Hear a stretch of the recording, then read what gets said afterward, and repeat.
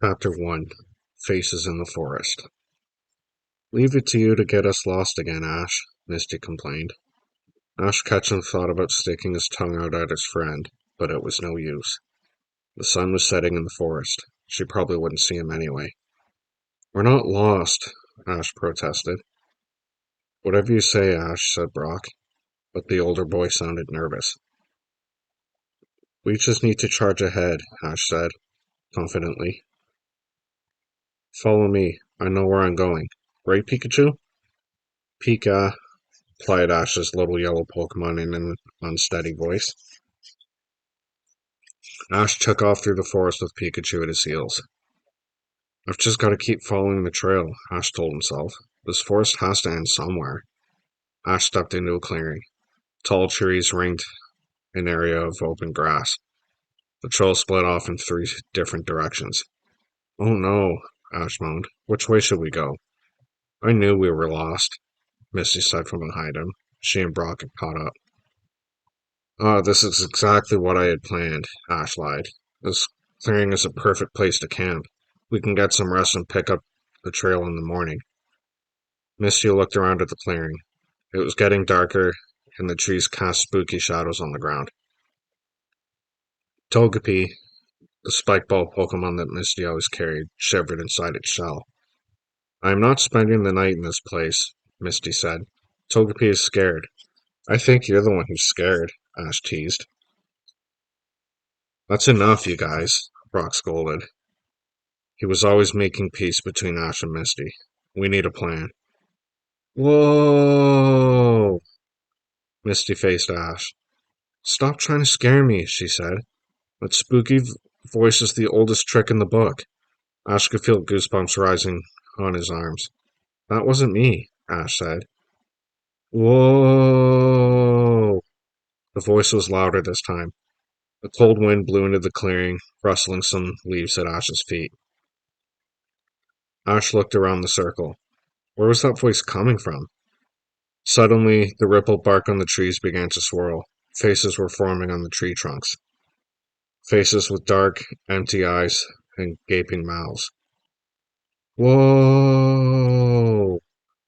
The voices all around them now. Help! Ash, Misty, and Brock all screamed at once. Pikachu jumped into Ash's arms. From out of nowhere, a flying-type Pokemon popped into the center of the clearing. Pokemon had a round body, two short wings, and huge red eyes. Red beams of light poured from the Pokemon's eyes. The light hit the spooky faces on the trees. The faces evaporated as soon as the light made contact. The mysterious voice died down. The flying-type Pokemon looked at Ash. Hoot hoot, said the Pokemon. Chapter 2 Hoot Hoot. A dark figure stepped into the clearing. It was a boy with wavy brown hair and a smug grin on his face. Ash recognized him. It was Gary, another Pokemon trainer, Ash's greatest rival. Gary walked up to the flying-type Pokemon and patted it on the head. Well done, Hoot Hoot, Gary said. Ash rubbed his eyes. Am I seeing things? He asked. Those faces in the trees were an illusion, Gary said. But I'm real. And as usual, I'm way ahead of you, Ash. Ash groaned. That was Gary, all right. He thought he was so much better than Ash. But what was Gary doing here? And what was the deal with that Hoot Hoot anyway? Ash took out his Pokédex Dexter. His handheld computer stored information about all kinds of Pokemon. Hoot Hoot, the owl Pokemon, Dexter said. It always stands on one leg and can see clearly through even the darkest night. You'll never get through this forest without a Hoot Hoot, Gary said. What do you mean? Ash asked. Without a Hoot Hoot, you'll get lost, Gary said. You should have known that. But of course you didn't. That's what makes me a winner and you a loser. Ash felt a familiar anger rise up in him. We'll see who does better in the Johto League. In the league, Ash and Gary will compete against other Pokemon trainers to see who is best. Gary sneered. You have to get there first. Come on, Hoot Hoot. Gary and the Hoot Hoot disappeared down one of the trails. All we need to do is find a hoot hoot to lead us out, Ash said. Misty rolled her eyes.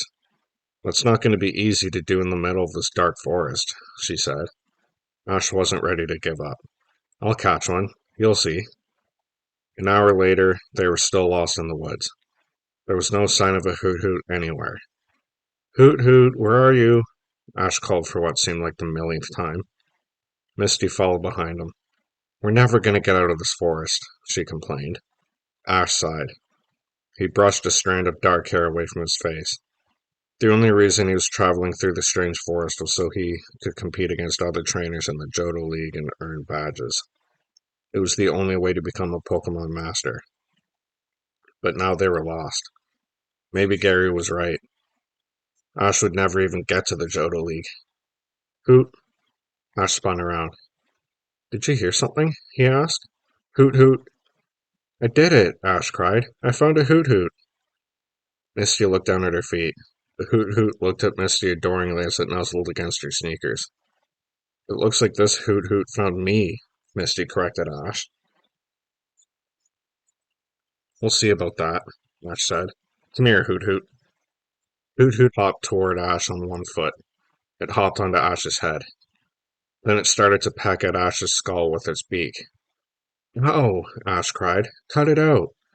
The Hoot Hoot jumped down and hopped along the trail. Let's follow it, said Misty. Ash took off after the Hoot Hoot, rubbing his sore head as he ran. The path grew wider and wider. Up ahead, Ash saw a stone archway. The Hoot Hoot ran right through it. Ash and the others kept up with the Hoot Hoot. The flying-type Pokemon stopped at a large stone pillar carved with an image of a Hoot Hoot. This place is even creepier than the forest, Misty said, shivering. Who are you calling creepy? A shrill voice asked. A short old woman stepped out from behind the pillar. She wore a green skirt, a pink shirt, and a necklace made of chunky blue beads. Deep wrinkles creased her round face. It's another illusion, Ash yelled. Pikachu, use Thundershock. Pika? Pikachu didn't sound so sure. The old woman walked up to Ash and pulled his ear. Oh, Ash cried for the second time that night. I'm no illusion, young man, she said. My name is Hagatha. If you want to get out of this forest, you had better follow me. Ash looked at Brock and Misty. They shrugged. They followed Hagatha and the Hoot Hoot to a small wooden cabin. They sat down to talk. Hagatha closed one eye and studied Ash's face. So you're lost, are you? She finally asked. We were lost, Ash said. Then we found this Hoot Hoot. It's going to lead us out of the forest. Hagatha's mouth cracked into a smile. Then she began to laugh. This Hoot Hoot? She said. You're new to these parts, aren't you? Ash frowned. We are lost, Misty interrupted. Can you help us? I rent Hoot Hoot to travelers who pass this way, Hagatha explained. Hoot Hoot have the power to see through the illusions in the forest. They can get you safely through to the other side. So this is where Gary got his Hoot Hoot, Ash thought. Perfect, Misty said. Can we rent one from you? Hagatha shook her head. That's what I was trying to tell your friend. This Hoot Hoot here is the only one I have left. It's never made it safely through the forest yet. You're welcome to stay here with me tonight. The other Hoot Hoot guides will return in the morning. Sounds good to me, Misty said, yawning. No, Ash said, jumping up. Gary will be way ahead of us by then. Can't we just take this Hoot Hoot? I'm a great trainer. I can handle it. Ash held out a hand to the Hoot Hoot. The Pokemon ignored him. It hopped onto Misty's lap. It gazed adoringly into her blue eyes. It nuzzled against her orange hair. Hagatha smiled. I forgot to mention that this Hoot Hoot has another weakness, she said. A weakness for pretty girls.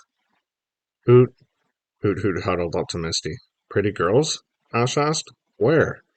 Hey! Misty protested. Ash ignored her. What do you say, Hagatha? Ash asked. Can we take it? Hagatha shrugged. It doesn't look like I can stop you. I have one question, Brock said, about the illusions in the forest. Do you know what causes them? Hagatha's blue eyes twinkled. That, my friends, is something of a mystery.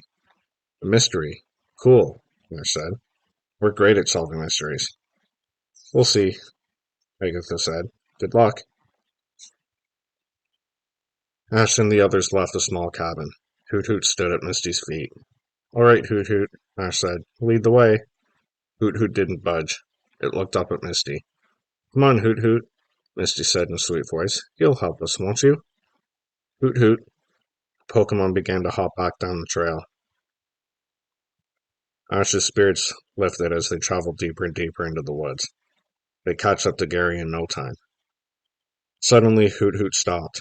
It flapped its wings frantically, then turned around and looked at them.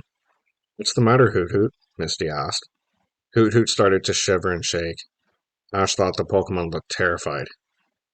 Hoot Hoot, what is it? Ash asked. The next instant, many glowing balls of light appeared in the air.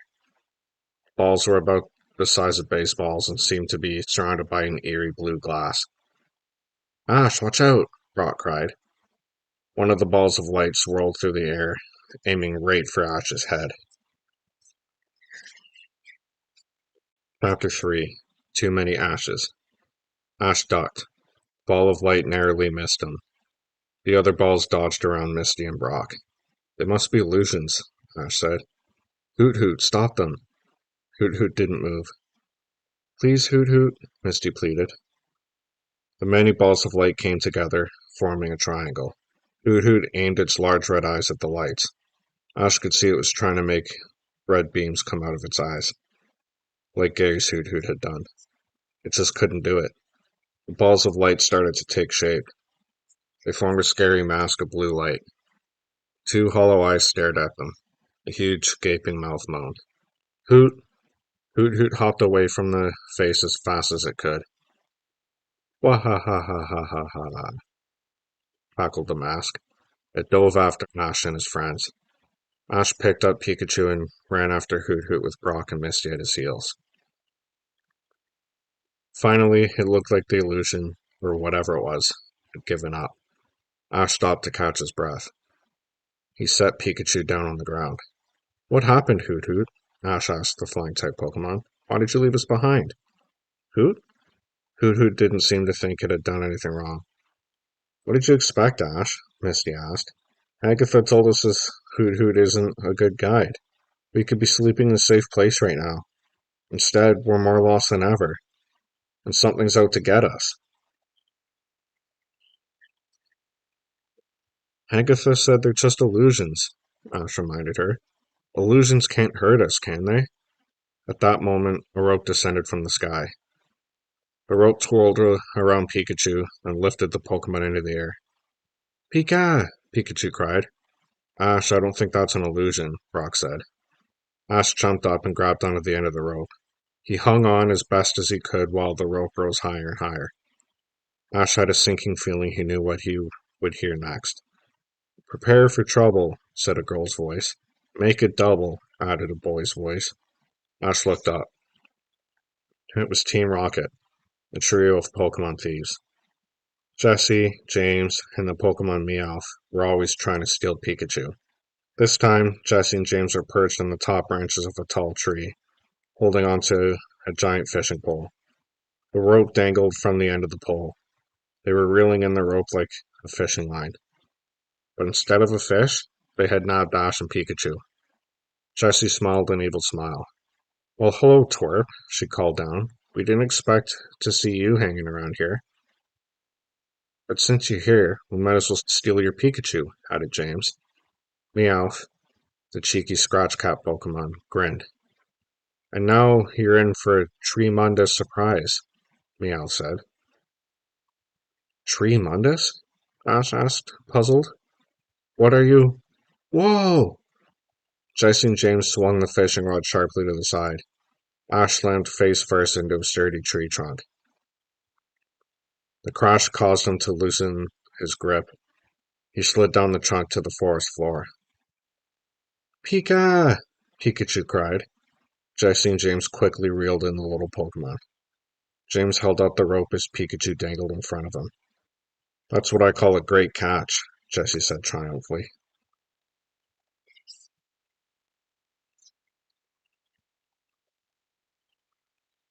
Meowth opened the lid of a square box. This electric-proof Pika prison will prevent any shocking surprises from Pikachu, Meow said. James dropped Pikachu into the box, and Meow snapped the lid shut. Hey, give me back my Pikachu! Ash yelled up at them. If we handed it over that easily, we wouldn't be doing our jobs, would we? Jessie pointed out. And now it's time for our great escape, James announced. The blue-haired boy pushed aside a tree branch to reveal a small rowboat hanging from 2 ropes. The ropes stretched across the forest.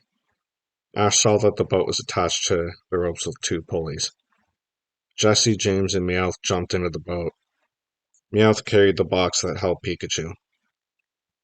"We've finally done it," Meowth said. "Boss isn't going to believe it." "Time to shove off," James said. He pulled a lever, and the boat moved along the ropes, away from the tree. Jessie waved goodbye. "You'll never see Pikachu again." Ah! The rope supporting the boat snapped in half. The boat crashed to the forest floor. The lid of the box popped open, and Pikachu dashed away and jumped into Ash's arms. "Pikachu!" Ash cried, hugging his Pokémon. "This isn't over yet," Jessie said, brushing leaves from her white Team Rocket uniform. "We're not leaving without a fight." She held out a red and white Pokeball. "I'm always ready for a battle," Ash replied. He took a Pokeball from his belt. "You're up, Arbok," Jessie cried, throwing the ball. A purple Cobra Pokemon appeared in a flash of light. "Come on out, Victory Bell," yelled James. He threw a Pokeball, and out popped a Pokemon that looked like a giant plant. Victory Bell had a large yellow flower bell for a body. As usual, the bell swallowed James in one gulp. "How many times do I have to tell you?" James screamed, his legs kicking in the air. "Attack them, not me." Ash threw a Pokeball. Beating these clowns would be easy. "Bulbasaur, I choose you!" Ash cried. A white light flashed, and a grass and poison-type Pokemon appeared. Bulbasaur looked like a small dinosaur with a plant bulb on its back. Ash tensed. Hoot Hoot made the first move.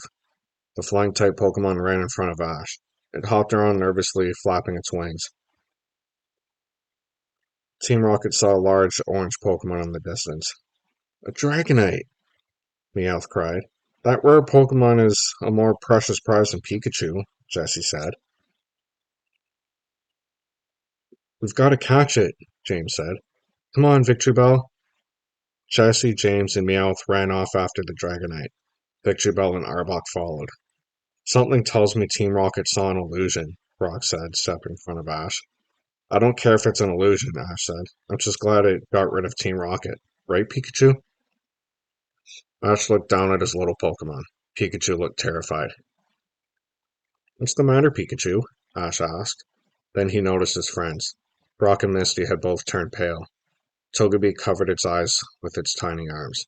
"What's wrong?" Ash asked them. His voice echoed strangely. Ash slowly turned around. He was surrounded by exact copies of himself. "It can't be," Ash cried. "There's only one Ash, and it's me." Chapter 4: Ghostly Illusions. Ash knew the copies of himself had to be illusions, but they seemed so real. Dozens of clones surrounded Ash. "Ash, which one is the real you?" Misty called out. "I'm right here," Ash cried, but the copies all spoke out at the same time, drowning his voice. "No, I'm the real Ash. It's me. No, he's a fake. Don't let them trick you. I'm the one." Ash waved his arms, trying to make himself look different from the others. He jumped up and down. It didn't work.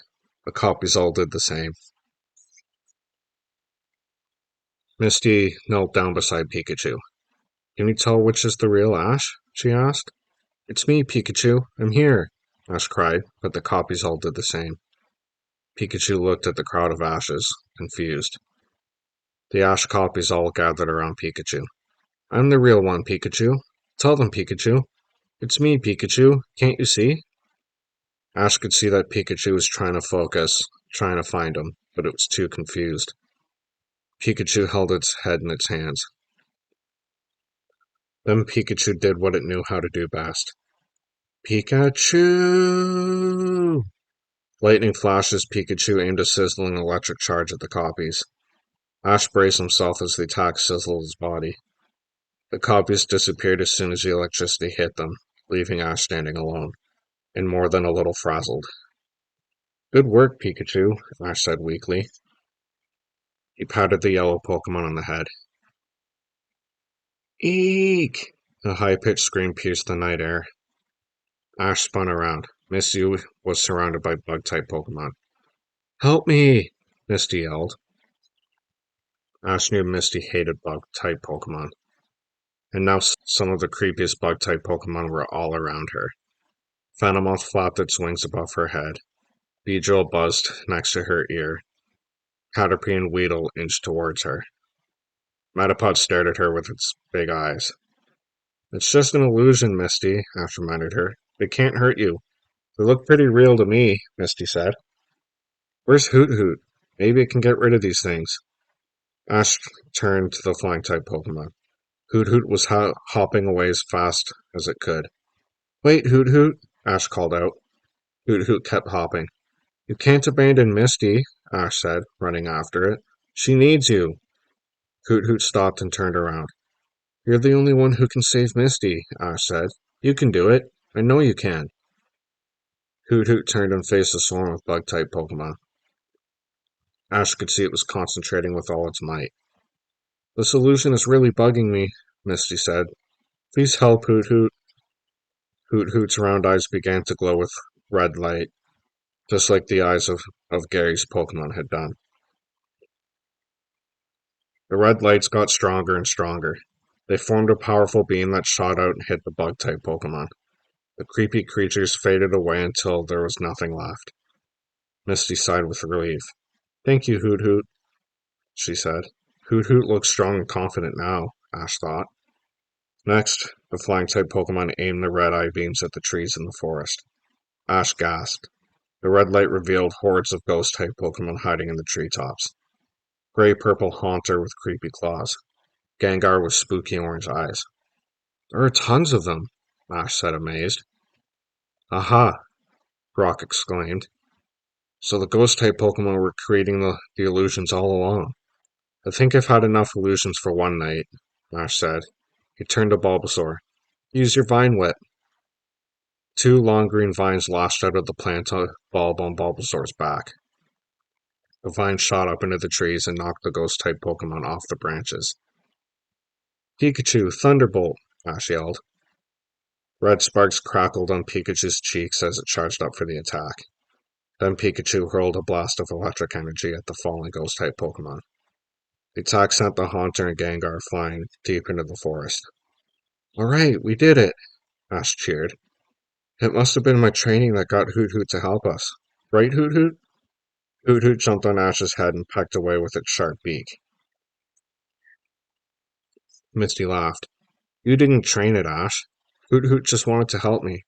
Right, Hoot Hoot? Hoot Hoot smiled.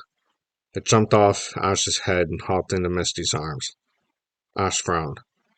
Well, at least we solved the mystery of the illusions. Actually, Ash, that was Hoot Hoot too, Brock said. It was Hoot Hoot's ability to see through the illusions that showed us the truth. Oh yeah, Ash admitted. He walked over to Hoot Hoot. You've been a big help, Hoot Hoot, Ash said.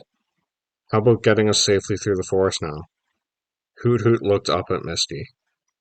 Do it for all of us, Hoot Hoot, Misty said. You're a real guide now.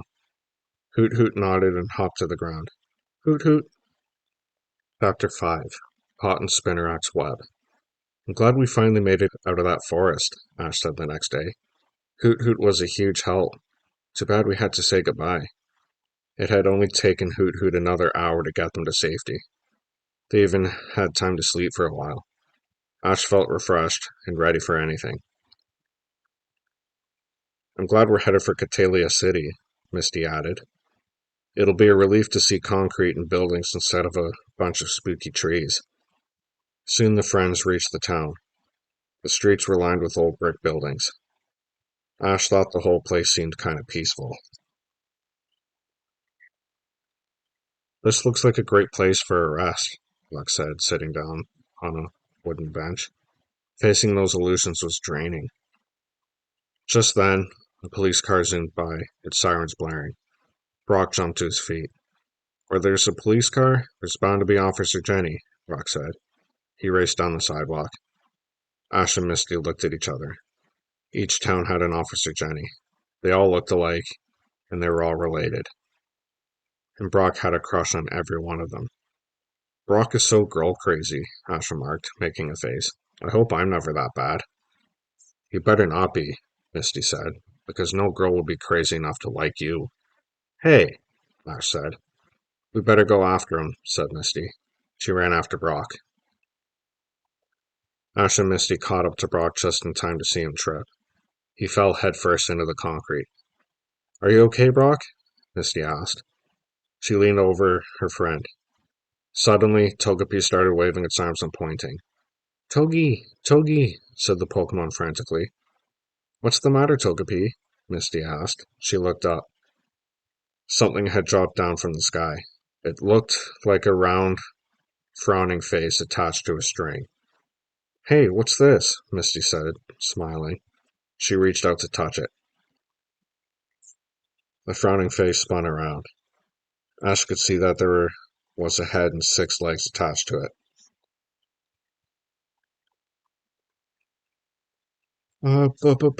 Bug! Misty yelled. She jumped back.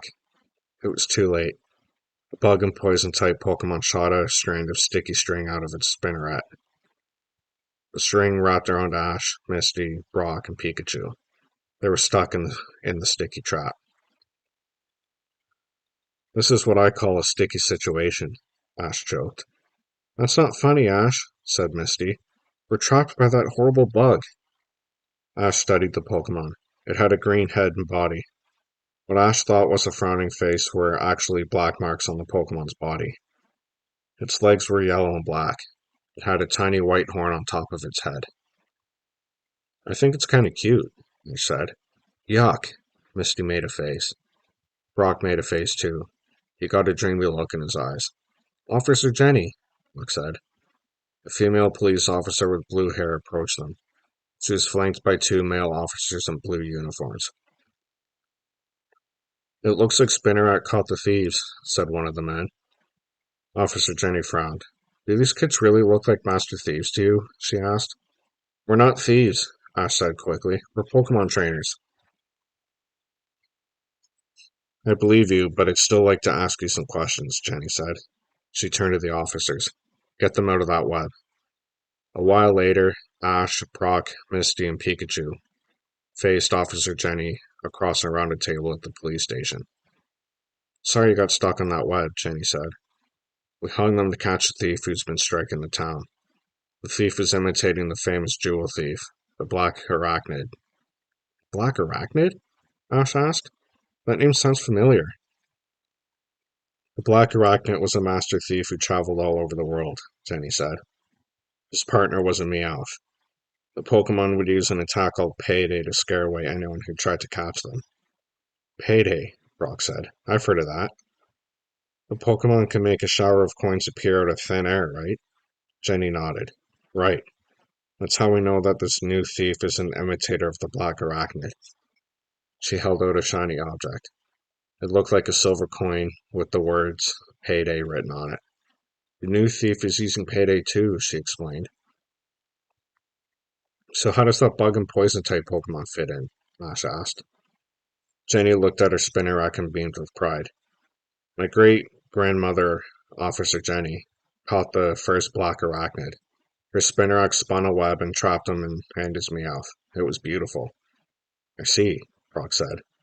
So now you want to use the Spinneret to trap the Black Arachnid imitator? Exactly, Officer Jenny said. I hope we catch him soon. I'd like to know who this imitator is. It's a real mystery. Ash perked up. A mystery, he said. Then you're lucky you found us. We'll help you solve this mystery in no time. Chapter 6. Setting a Trap. You solve mysteries, huh? Officer Jenny looked from Ash to Brock to Misty. She eyed Pikachu and Togepi. No, it couldn't be, she muttered. She walked to a desk and picked up a piece of paper. My sister in New Barktown sent me a letter about a group of kids who helped her find a missing Totodile, Jenny said. They called themselves Pokemon burglary investigators. Was she talking about you? Brock jumped up. That's us. Pokemon burglary investigators at your service, he said. Ash didn't stop Brock. After all, they had helped the Officer Jenny in Newbark Town get Totodile back. They might not be official Pokemon burglary investigators, but he had to admit he liked the sound of it. We'll help you trap the black arachnid, Ash said. Right, Misty? Misty shrugged. Why not? It might be... Ah! A spinnerack dropped from the ceiling. It landed on Officer Jenny's shoulder. Misty pushed her chair back. Ash took a closer look at the spinnerack. That sure's a cool looking Pokemon, Ash said. He took Dexter out of his pocket. Spinnerack, a string-spitting Pokemon, Dexter said. It uses spinnerets on both its mouth and rear to build webs. Then it waits for its prey. It is able to climb any surface freely. I thought you'd be using Growlithe, Brock said. The officers in all the other towns do. Ever since my great-grandmother used a spinnerack to trap the black arachnid, we've been using them here, Jenny replied. They haven't let us down yet. A uniformed officer ran into the room. His face was flushed with excitement, and he waved a piece of paper in one hand. Bad news, Officer Jenny, said the officer. We just received a letter from the thief. It describes his next crime. Jenny read the letter. Black Arachnid copycat says he'll strike at midnight tonight. He plans to steal a rare silver trophy. Okay, everybody, said Ash. Let's go. They all went to the home of Mr. Miser, who owned the silver trophy. Tall trees bordered the house and back. Green lawns and gardens around the house were perfectly groomed. The blue water of a swimming pool sparkled in the settling sun. The blue water of a swimming pool sparkled in the setting sun. Ash marveled at the stone statues of Pokemon that decorated the lawn. A butler led them inside the house. A short, round man with gray hair approached them. He was nervously wringing his hands. You must help me, said the rich old man. The silver trophy is my most prized possession. Can you take us to it? Jenny asked. The rich old man nodded. He walked down a hallway and opened a door. Ash gasped. The room was filled with statues and figures of Pokemon made out of crystal, glass, and marble. In the center of the room, a silver cup sat on a round platform. The handle of the cup was shaped like a Dragonair, a sleek dragon-type Pokemon. It's beautiful, Ash said. He turned to the rich old man. Don't worry, sir. We won't let anything happen to it. The rich old man gave Jenny a strange look. Who are these kids? We're Pokemon burglary investigators, Ash said. He liked the sound of that more and more. You may have heard of our adventures in New Barktown. The rich old man didn't look any happier. Don't worry, sir, Officer Jenny told him. Spinnerack and I will oversee everything. We won't let the black arachnid succeed. The rich old man nodded. I trust you. Ash turned to his friends. All right, let's get started. Ash walked outside the mansion as the others followed. He threw 4 Pokeballs into the air. Charizard, a combination flying and fire type Pokemon, came out and stomped its large feet on the ground. It flapped its strong wings. Then came Squirtle, a cute water type Pokemon. Heracross popped out next. This blue bug and fighting type Pokemon was as tall as Ash. Ash had caught Heracross just a few weeks ago, but it had already helped him out of some tough situations. Bulbasaur appeared. Heracross flew over to it and started to suck the sweet nectar from Bulbasaur's plant bulb. Bulbasaur quickly shrugged off the large Pokemon. Wow, you have a lot of different types of Pokemon, Jenny said, impressed. I guess I shouldn't expect less from professional burglary investigators. Misty rolled her eyes. This is going a little too far, she muttered under her breath. Ash turned to his Pokemon. All right, guys, he said. Bulbasaur, you hide in the garden. Bulbasaur obeyed. Its blue-green body blended perfectly with all the plants and flowers. Heracross, wait back by those trees, Ash said next. Heracross flew to the wooded area. Its blue body acted as camouflage against the tree trunks. Squirtle, into the pool, Ash told the water-type Pokemon. Squirtle jumped into the pool and swam down to hide under the water. Ash looked around the grounds. Hiding Charizard wouldn't be so easy. Then he had an idea. Charizard, stand over by those statues, Ash said. Try, to blend in. Charizard struck a pose next to a statue of a Blastoise. Ash turned to Officer Jenny. All of our Pokemon are in place, he said. Okay, Spinnerack, Jenny told the bug and poison-type Pokemon. Do your thing. Spinnerack jumped off Jenny's shoulder and crawled up the side of the mansion. We'd better get inside, Jenny said. They followed her to the doorway. A nearly invisible string of sticky webbing came out of Spinnerack's two spinnerets. Ash watched in amazement as Spinnerack quickly spun a web over the entire mansion. The web stretched out over the lawns, all the way to the stone walls that preceded the web stretched out over the lawns, all the way to the stone walls that protected the estate. We should catch the thief no matter which way he tries to get in, Officer Jenny said. Spinnerack's web is incredibly strong. Anyone who gets caught in it can't move at all. We know, Misty said, remembering how they had gotten trapped earlier. So what do we do now? Ash asked. We wait, Officer Jenny said. Ash and Pikachu stood guard by the front door. Misty, Brock, and Officer Jenny waited by other doors and windows. The rich old man stayed in the Pokemon room. He wanted to guard the Dragonair Cup himself. Time seemed to pass slowly. Ash yawned, trying to stay awake. He slumped to the floor. Pikachu was already napping at his feet. After what seemed like days, clock in the hallway chimed 12 times. It's midnight, Ash yelled, jumping up. Pikachu, wake up! Pikachu opened his eyes as Officer Jenny, Misty, and Brock joined them. Any sign of the thief? Ash asked. No, Officer Jenny replied. Spinnerack's nets haven't been touched. I think we may have scared the thief away. The rich old man walked into the hall. The silver cup is still there, he said. So the black arachnid copycat didn't come. Thank goodness. Ash beamed.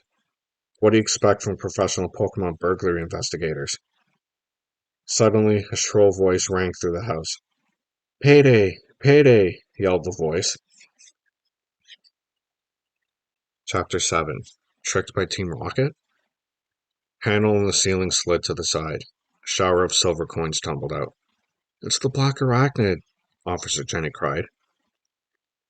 Two people dressed in black and a Pokemon descended from the ceiling on a rope. There was a girl with long red hair and a boy with blue hair. The Pokemon was a white scratch cat Pokemon, a Meowth. Ash couldn't believe it. Team Rocket? He said. Jessie grinned. I see you didn't expect us to drop in, she said. How did you get in here? Ash asked. James pointed up. We've been hiding out in the attic since we left the warning letter. In other words, Jessie said, we outwitted you. That explains why they didn't get caught in any of the traps, said Officer Jenny. Something still didn't make sense to Ash. Then how come you didn't come until after midnight? Jessie, James, and Meowth looked sheepishly at one another. We fell asleep, Meowth admitted. Pikachu jumped up on a table, started to charge up for an attack. Meowth didn't look worried. We don't have time to play right now, Meowth said. It's time for payday. Ash waited for the shower of coins. Nothing happened. Meowth swatted at James. Come on, throw them, it whispered. Please don't make me, James pleaded. Jessie bopped James on the head. You're acting like a master wimp, not a master thief. Just do it. James reached into his pocket. Then he tossed a bunch of coins down below. Ash held up his hands to protect himself from the attack. He saw Misty reach down and pick up one of the objects. Hey, these are just bottle caps, she said. They're my prized collection, James called out.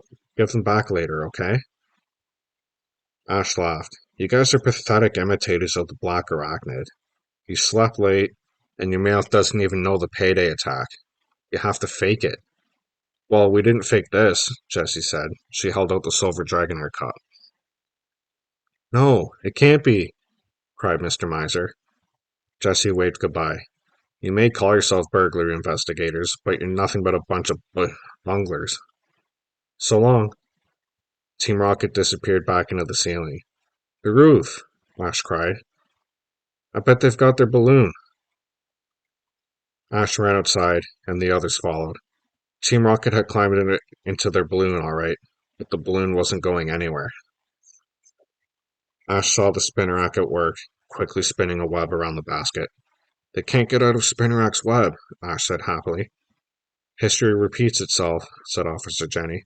Anyone using the name the Black Arachnid in this town is destined to be caught by Spinnerack. Team Rocket wasn't giving up. They held up large hand fans and started fanning with all their might. They created enough of a wind to get the balloon moving a little. Ash sprang into action. Squirtle, Bulbasaur, Heracross, Charizard, he called out. I need you now. Ash's Pokemon came out of their hiding places. Squirtle, Water Gun! A blast of water exploded from Squirtle's mouth, knocking the fans out of Team Rocket's hands. Bulbasaur, Razor Leaf! Sharp leaves flew out of Bulbasaur's plant bulb. The leaves sliced through the fabric of Team Rocket's balloon. All right, Charizard, Ash said. Now! Charizard shot a stream of hot flame at the web surrounding Team Rocket's balloon. The web disintegrated, and the balloon rose up. But the hole in the balloon was leaking too much air, and the balloon spiraled crazily into the sky. Hey, my silver dragonair cup, Mr. Miser called out. Ash cringed. He was used to having his Pokemon blast Team Rocket into the sky. He'd forgotten all about the silver cup. Officer Jenny called up to Spinnerack. Help us! Spinnerack aimed a sticky thread at the balloon basket. The thread caught onto the bottom of the basket, pulling the balloon toward the ground. We're falling, Jessie screamed. Charizard flew up and caught the basket in its arms. The lizard Pokemon tipped over the basket and started shaking it. Bottle caps rained down on the grass. My collection! James yelled.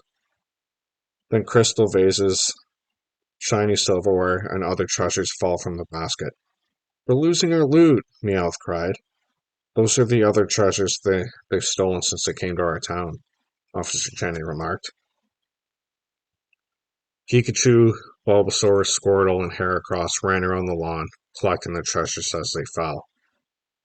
The last thing to fall was the silver Dragonair cup. I've got it, Ash yelled. He dove across the grass. The chalice bounced off Ash's back and landed in Officer Jenny's arms. We got it, Jenny said. Charizard shook the balloon basket one last time. Jessie, James, and Meowth went flying across the sky. Looks like Team Rocket's blasting off again, they cried. Officer Jenny handed the cup to Mr. Miser. I guess you kids really are professionals, Mr. Miser said. I can't thank you enough. No problem, said Ash. That's what professional Pokemon burglary investigators do. I think Spinnerack really saved the day, Misty said. It's pretty cool for a bug-type Pokemon. Spinnerack landed on Officer Jenny's shoulder. You're right about Spinnerack, Jenny said. But I couldn't have done it without you guys. Brock rushed in front of Jenny. We did a good job of helping you solve the mystery of the Black Arachnid imitator. Is there anything else we can help you with? Ash stepped in front of him. Sorry, Brock, but we can't stay. I've got to keep moving if I'm going to win any badges. Brock looked sad at the thought of leaving Officer Jenny. Misty patted his arm. Don't worry, Brock. Things are pretty mysterious out here in the West. I bet we'll be helping out another Officer Jenny before you know it. Chapter 8 Little Lost Stantler. There's a big city up ahead, Ash said. All right, we're getting closer and closer to Violet Town, and the first gym in the Johto League. Can't wait to get another badge. Don't forget, you have to beat the gym leader first, Misty teased. Or maybe we'll have to help Officer Jenny solve another mystery, Brock said. He had a dreamy look in his eyes. The path they were walking on opened up. A busy metropolis stretched out in front of them. A huge green park sat in the center of the town, surrounded by small buildings and colorful houses. This place looks pretty normal to me, Ash remarked. I can't imagine anything mysterious happening here. Misty looked at a map. We have to cross through that park to get to the Pokemon Center. Fine with me, Ash said. He took off down the trail with Pikachu at his heels. Leafy green trees bordered the path through the park. Ash could hear wild Pidgey calling to one another up in the treetops. What a peaceful place, Ash said. Don't you think so, Pikachu? Pika. Pikachu didn't look peaceful at all. The little yellow Pokemon had a look of alarm on its face. It hopped onto Ash's shoulder and pointed to a spot across the path. Something there? Ash asked. He scanned the leafy border. Then he saw it. Two huge eyes were staring out from the leaves. Are those giant eyeballs? Misty asked. Brock squinted at them. I don't think so. Take a closer look. The eyeballs rustled the leaves. Now Ash could see what looked like eyeballs were actually two Pokemon antlers with two prongs each. Inside each set of prongs were round balls that looked like pupils. I guess they're antlers, Ash said. But what are they attached to? The leaves rustled again. A head poked out. Wow, what's that? Ash wondered. He took out Dexter. A picture of the Pokemon popped up on the screen. Stantler, the bighorn Pokemon, Dexter said.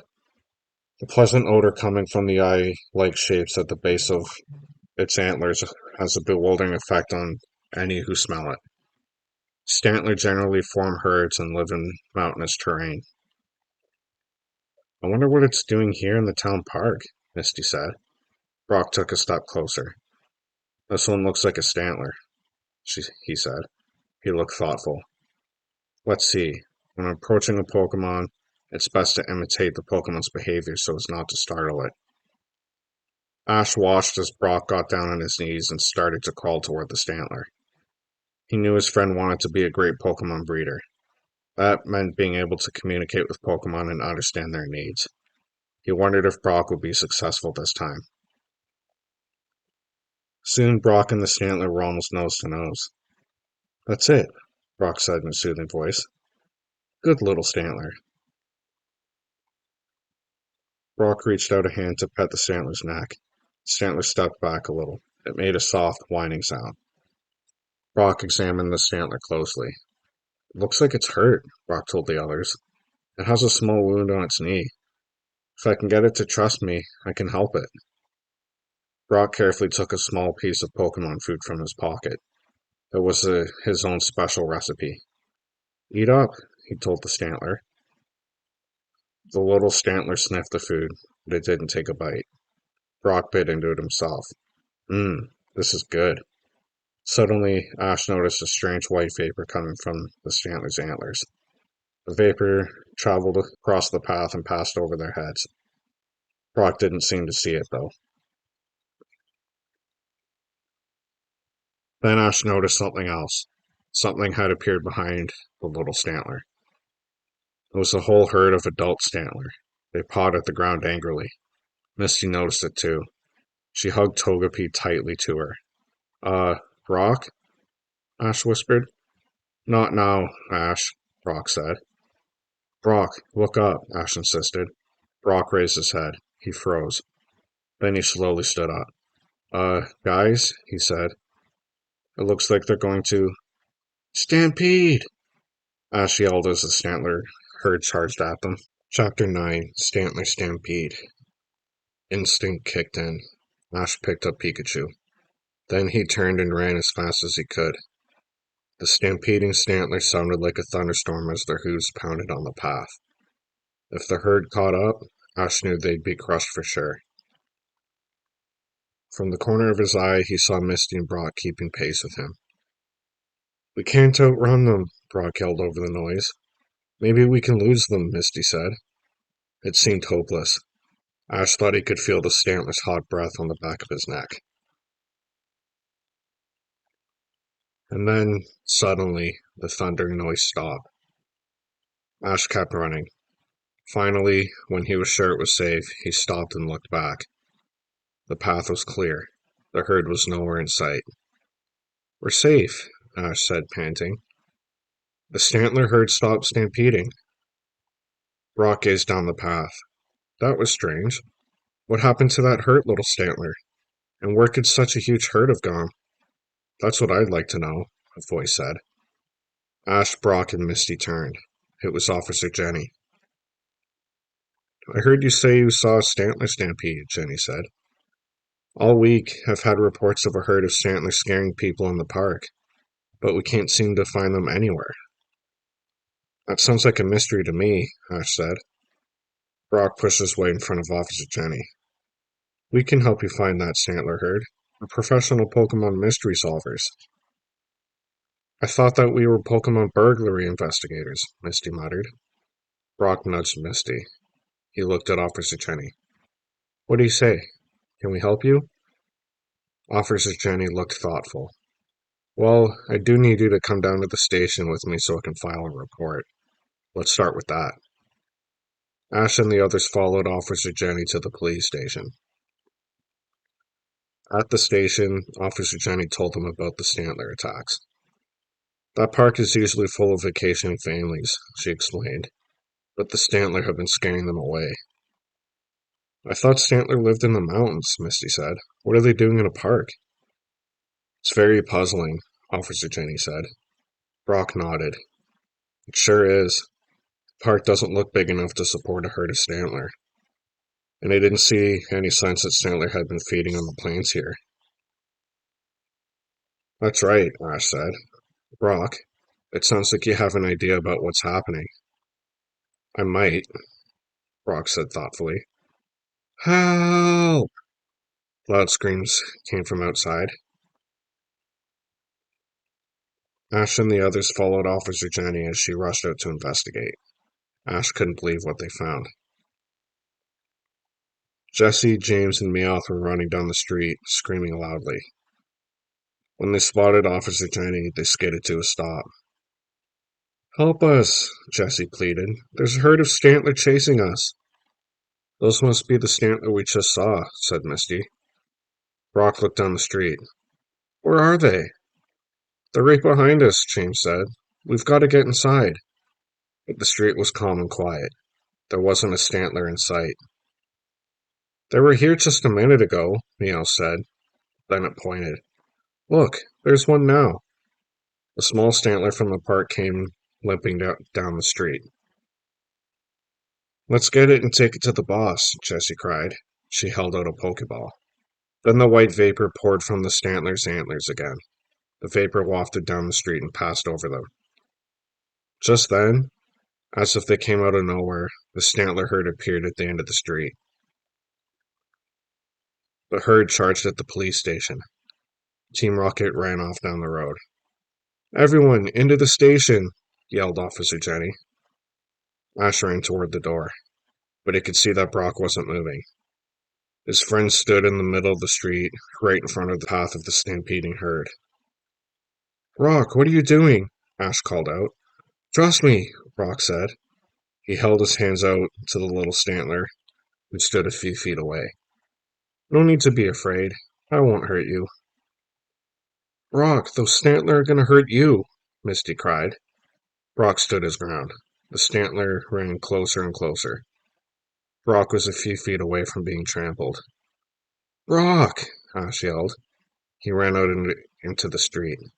Officer Jenny held him back. It's too late, Ash. Togepi covered its eyes. Ash couldn't bear to look either. The herd was just inches away from Brock. No! Ash screamed. The stampeding herd charged, snorting and stomping, up to Brock. Then they passed right through him.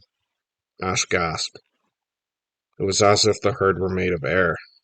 The last Stantler passed through Brock. Then the entire herd vanished completely. Brock let out a deep sigh. He turned to the others. See? He said. I told you there was nothing to worry about. Chapter 10. Giant Robot Stantler. Ash shook his head. I still can't believe you did that, Brock. You really scared us. Pika, agreed Pikachu. They were back at the police station. Brock was bandaging the wound on the little Stantler. You see, I figured out that the herd was just an illusion, Brock explained. This young Stantler was creating an illusion to protect itself. That makes sense, Misty said. Stantler can produce illusions with the round balls on its antlers, added Brock. Ash turned to Officer Jenny. Well, it looks like this mystery is solved. I must admit, I'm impressed, Brock, said Officer Jenny. How did you keep your cool? Brock blushed. It was nothing. I saw the herd pass right through a building. That's when I figured out that this little guy was behind it all. The young Stantler was sleeping peacefully. Misty gently stroked its head. This little Stantler sure has caused some big trouble, Misty said. It couldn't help it, Brock explained. It was lost and alone in the park. It was scared. That's why it created the illusion of the herd to protect itself. Speaking of the herd, said Ash, we should get this young Stantler back to its family right away. Brock examined the bandaged leg. I think it'll be okay after a good night's sleep. We can help it find its herd in the morning. Officer Jenny gave them some blankets, and Ash and the others fell asleep in the police station.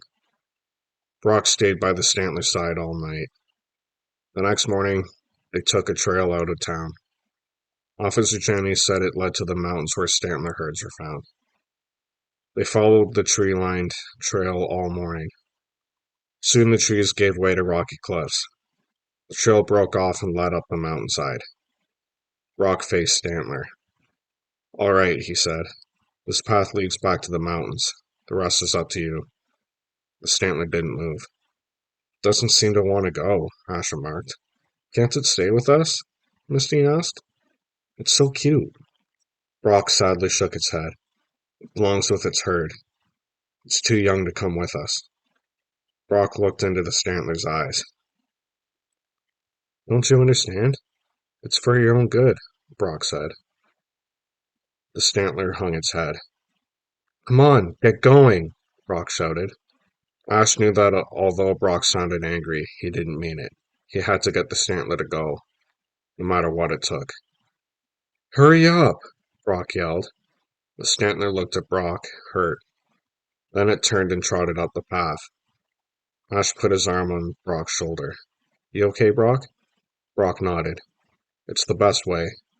Come on, let's go back to town. Ash and his friends walked back down the trail in silence. They all felt sad about saying goodbye to Stantler. Suddenly, Pikachu stopped. The little yellow Pokémon turned around, pointed up to the sky. Ash turned. Floating over the mountain was a hot air balloon decorated with a Meowth face. Team Rocket! Oh no, a little Stantler, Misty cried. Brock was way ahead of them. Ash watched his friends speed like lightning back to the mountains. Ash, Misty, and Pikachu took off after Brock. They ran up the mountain path. Ash skidded to a stop. There, stomping down the mountain, was a giant robot Stantler. The robot had a silver body and blue lights in its eyes. A net dangled from the robot's mouth, and inside the net was the little Stantler. The Stantler kicked and struggled. White vapor came out of its antlers, covering the robot's head. In the balloon, Team Rocket grinned triumphantly. Too bad, said James. You can't fool a metal machine with illusions. Brock ran up the mountain. He jumped up and tried to grab the net. Let it go, Brock yelled. The Stantler belongs in the wild, with its family. Meowth held out a remote control. What can we do to make you see things our way? Meowth wondered. Oh, I know. The Scratch Cat Pokemon pressed a red button on the controls. The robot's mouth opened, and metal rods shot out. The rods slammed into the ground all around Brock, trapping him. No! Brock cried. Jessie sneered. Is that all you can say? She said. Not very creative, is it? You really should get a good motto, James said. Of course, ours is taken. Brock knocked down the metal rods. Then he threw a red and white Pokeball. Onyx! Tackle! Brock cried. Light flashed, and out came a rock snake Pokemon. Ash knew that Onyx was probably Brock's most powerful Pokémon. Onix didn't hesitate. The rock and ground type Pokemon slammed into the robot's Stantler. The robot rocked back and forth. Onix, blind attack, commanded Brock. Onix wrapped its long body around the robot's Stantler, squeezing the metal. There was a sickening sound as the robot collapsed under the incredible pressure. Onix released its grip. The robot exploded in a mess of wires and gears. Onix! Roared Onix in a gravelly voice. Good work, Onix! Brock cheered. Ash started to cheer too. Then he noticed something. A net dangled from the basket of Team Rocket's balloon. Brock! Ash shouted. They've still got the Stantler! Chapter 11. Save That Stantler. The balloon rose into the air. Nya nya nya nya nya, taunted James. You can't get us. Ash thought fast. Pikachu, Thunderbolt, he told the electric-type Pokemon. Pikachu! The air sizzled as Pikachu hurled a bolt of electricity at the balloon, but the attack fell short. Your puny Pikachu can't reach us, said Meowth gleefully. We're too high. Ash quickly threw another Pokeball. He wasn't going to let Team Rocket get away. Bulbasaur, use your Vine Whip. Fast! Ash yelled. Bulbasaur appeared and quickly jumped up on a high rock. Long green vines lashed out of its plant bulb. The vines couldn't reach. The balloon floated away over the treetops. No! Brock cried. Jesse and James rolled their eyes. He really does need a better line than that, Jesse said. Suddenly, a loud rumbling echoed across the mountains. Ash watched, amazed, as a large herd of Stantler gathered on a cliff just above them. Is that an illusion too? Misty asked. Brock shook his head. I don't think so. I think they're here to help. The largest Stantler in the herd took a flying leap off the cliff. The Stantler soared through the sky, ripping the net with its antlers. It also tore a hole in Team Rocket's balloon.